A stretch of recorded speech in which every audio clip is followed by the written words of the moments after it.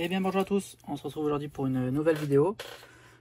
Petite présentation d'un indicateur d'action, voilà, de chez Finsecure, les nouveaux modèles. Donc ça commence bien, bon bah à peine ouvert, à peine essayé, je l'ai déjà cassé. Donc vraiment fragile, voilà.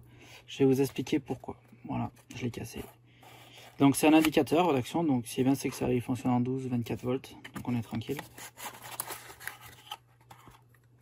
Assez petit. Le design est joli, mais on sent bien que le mécanisme, enfin le plastique, c'est vraiment pas costaud, quoi.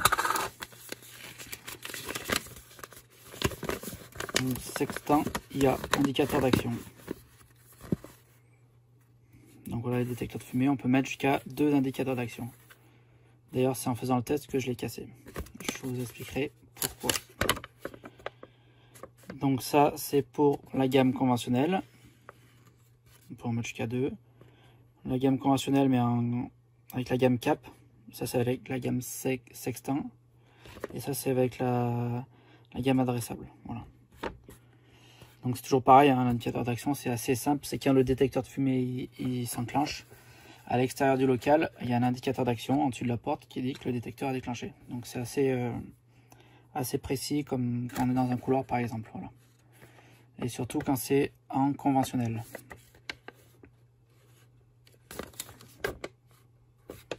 Donc voilà. Donc rien de particulier pour le mécanisme, pour l'ouvrir.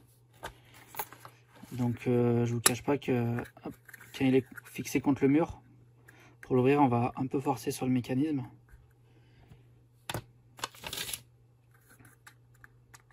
Et en fait, de derrière, on voit qu'il y a un petit crochet là. Mais bon, s'il est fixé contre le mur, il faut faire levier ici, tout en poussant vers le boîtier, vers l'extérieur. Voilà.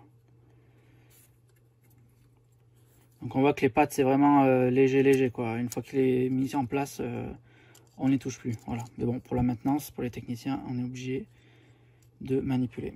Donc voilà, ce que j'ai cassé, moi, c'est ça là, en fait. Voilà. Donc Finsecure, indicateur d'action. Voilà, avec un QR code, la tension entre 9 et 30 volts, la consommation entre 5 mA plus ou moins.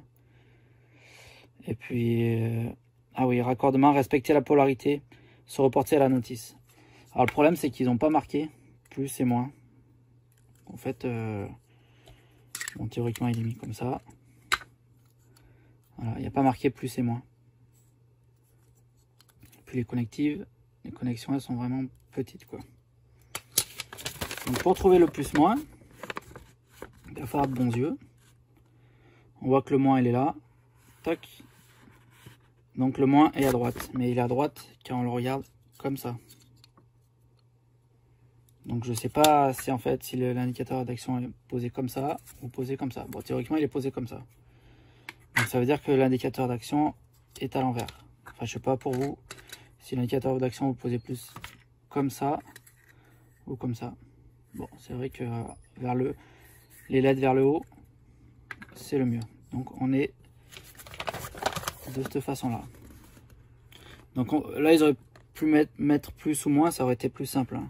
Donc le plus est à gauche et le moins est à droite. Donc là pareil, le plus est à gauche et le moins est à droite. Voilà, donc moi je voulais faire le test en fait. Donc j'ai pris du souple. Alors qu'en général il faut du 9/10. Voilà. Donc le principe de raccordement rapide c'est simple en fait. On le met dedans, hop. Et on n'a plus qu'à appuyer dessus pour que ça ressorte. Bon là il était un peu gros c'est vrai, mais bon. Si on a une vieille install, théoriquement il faut retirer les fils. Voilà, on va pas trop forcer. Une petite batterie. Le plus et le moins. Donc voilà, il s'éclaire bien. On est sûr que il est assez joli au niveau design. Voilà. Alors moi j'ai voulu, comme la documentation le dit, en mettre 2, parce qu'on peut en mettre 2 maximum. quand j'ai vu ça, en fait il faut appuyer légèrement là-dessus, doucement. Donc, je l'ai cassé. En fait je sais pas si vous voyez, il y a qu'un, c'est pour un seul emplacement en fait. Théoriquement je mets mon premier indicateur d'action, il vient bien se positionner, et le deuxième, si c'est bien droit, donc admettons c'est les mêmes, hein, le moins, hein, c'est le rouge, et ben j'ai plus la place pour le mettre, vous voyez. Alors si je le mets, il vient pas s'en ficher, vous voyez, il suffit que je tire dessus. Donc il faut enlever celui-là.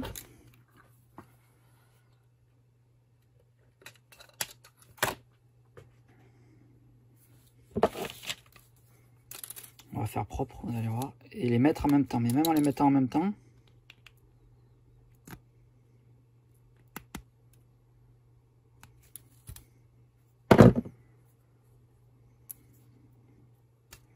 voilà, donc les deux sont censés venir là.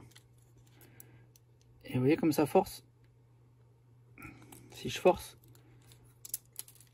il y en a toujours un qui tient pas. Donc en général on en met un. Lui il va super bien. Mais quand on en met un deuxième fil, eh ben, il rentre pas. Il aurait fallu faire 4 bornes. 2 de plus et 2 de moins. Donc voilà. Donc bon, il fonctionne, mais on voit que c'est vraiment fragile quoi.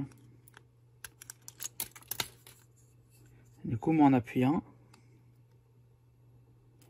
mais je l'ai cassé. Voilà.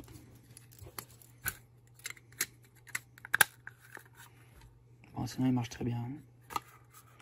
Voilà, bah, j'espère que cette petite vidéo vous aura plu. N'hésitez pas à poser vos questions et à mettre des commentaires. Et puis, je vous dis à bientôt. Allez, bye bye.